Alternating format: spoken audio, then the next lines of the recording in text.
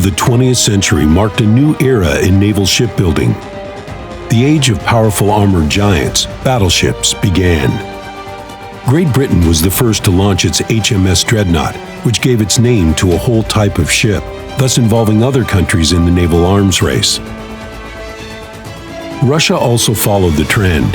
In June 1909, St. Petersburg, 4 dreadnoughts of the Russian fleet were laid down. They were the Sevastopol-class battleships, quite powerful for their time. Battleship Petropavlovsk was one of these 4 ships. During her time in commission, she was renamed 3 times. The first name is closely associated with her predecessor, the ironclad ship of the Russo-Japanese War that perished near Port Arthur. The name Volkov is only known to a small number of specialists and enthusiasts. However, all who are interested in naval history know about Marat, a famous Soviet battleship that protected Leningrad during the years of the German siege, and they were all the same ship.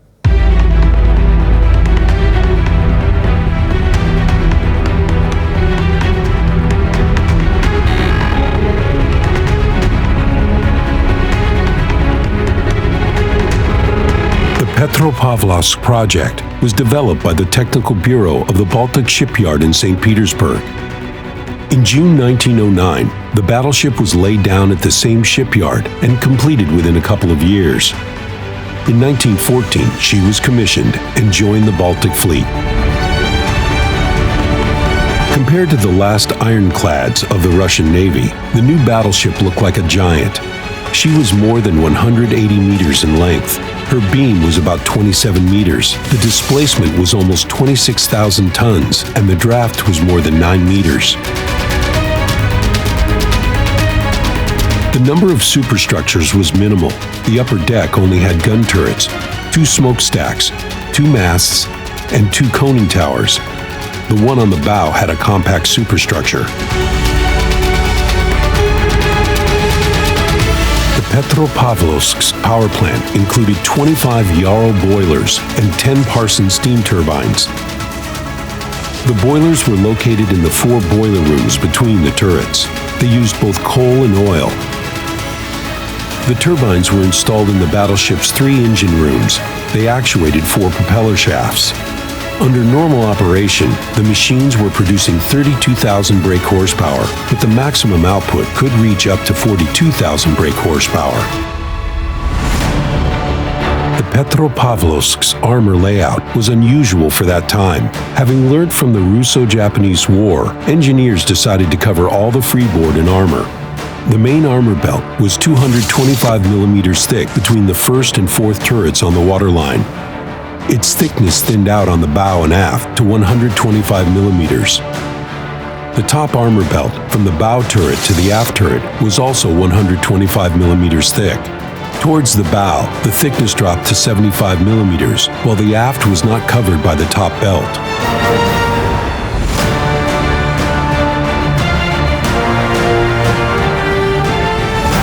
Petropavlovsk's primary armament consisted of 12 305mm guns developed by the Obukhov plant, installed in 4 triple turrets. For the first time, a Russian ship had ventilated and heated turrets.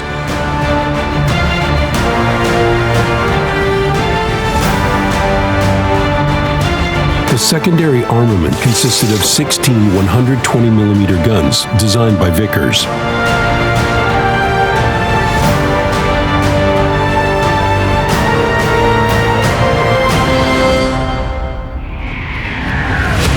Battleship Petropavlovsk did not manage to demonstrate the power of her artillery in World War I.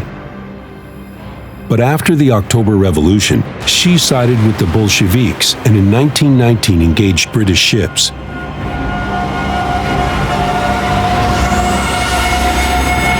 Eight destroyers of the British squadron that had arrived to the Baltic shores were forced to retreat hastily under fire from the battleship's artillery. Petropavlovsk also participated in other military operations during the Russian Civil War.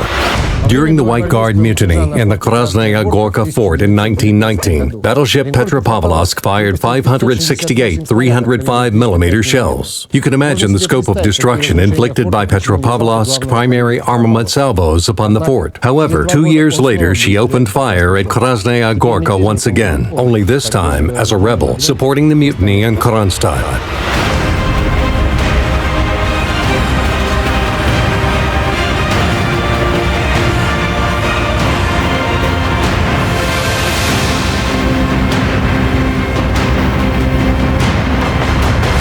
After the Kronstadt events of 1921, the Bolsheviks hastily renamed the rebellious battleship. She was called Marat in honor of the French Revolutionary.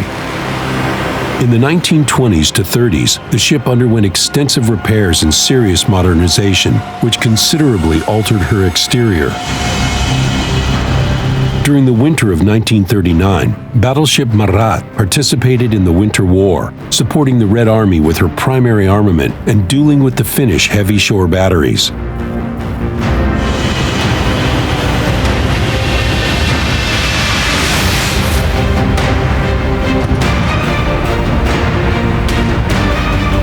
The ship was fighting in World War II from day one, defending Kronstadt and Leningrad against German air raids. By the second night of combat actions, the crew of Marat had already shot down their first 2 enemy planes.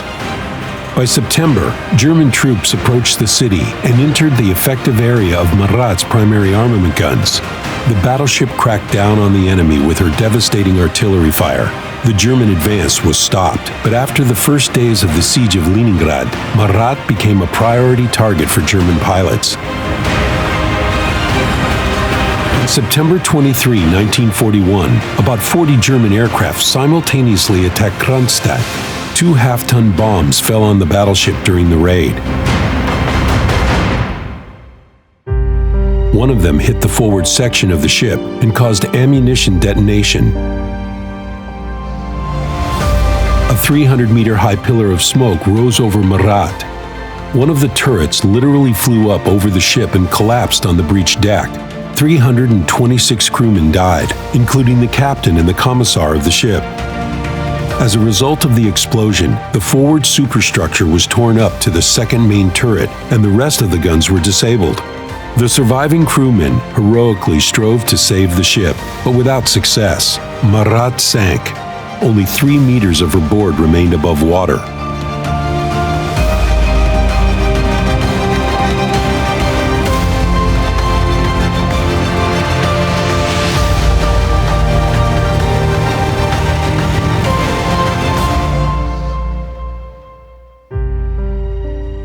Germans decided that Marat was destroyed. However, only 5 weeks later, the 3rd and 4th turrets of the battleship opened fire on the enemy again.